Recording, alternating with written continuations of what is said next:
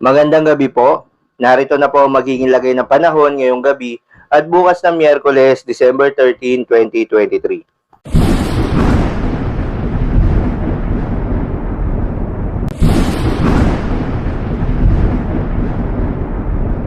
Sa kasalukuyan nga ay muling nagbabalik itong Northeast Monsoon o yung hanging amihan at nakakaapekto ngayon sa extreme northern Luzon. Samantala itong easterlies o yung mainit na hangin galing sa karagatang Pasipiko ang siyang nakakaapekto naman sa may nalalabing bahagi ng ating bansa.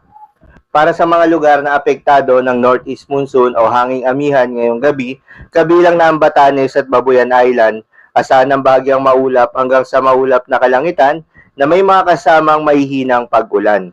Para naman sa Metro Manila at iba pang bahagi ng bansa, asahan ng bagyang maulap hanggang sa maulap na papawirin na may mga kasamang isolated rain showers or thunderstorms. Dulot naman yan ng easterlies at localized thunderstorms.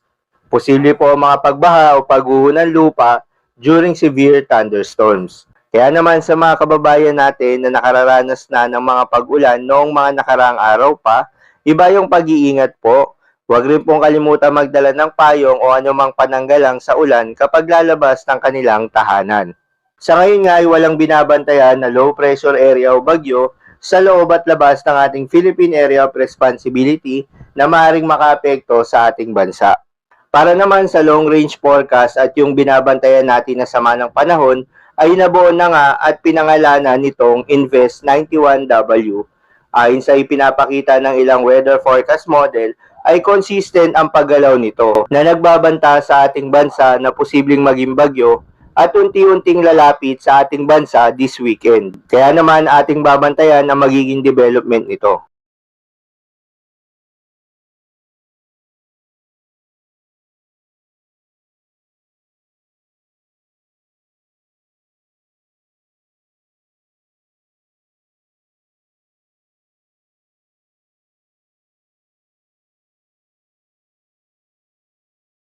Para naman sa lagay ng panahon bukas ng Miyerkules, December 13, 2023 dito sa Luzon, asahan pa ang posibleng paglakas ng epekto ng Northeast Monsoon dito sa Batanes area at sa Cagayan, kabilang ng Babuyan Island.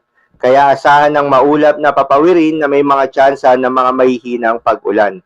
Para naman sa nalalabing bahagi ng Cagayan Valley, dito sa may Cordillera Administrative Region, sa may Ilocos Region, Central Luzon at Calabarzon, kasama na ang Metro Manila, asahan ng partly cloudy to cloudy skies na may mga tsansa ng mga mahihinang pag-ulan. Para naman sa nalalabing bahagi ng Luzon, generally sa may Bicol Region at Mimaropa area, asahan rin ng partly cloudy to cloudy skies na may mga tsansa ng mga localized thunderstorms.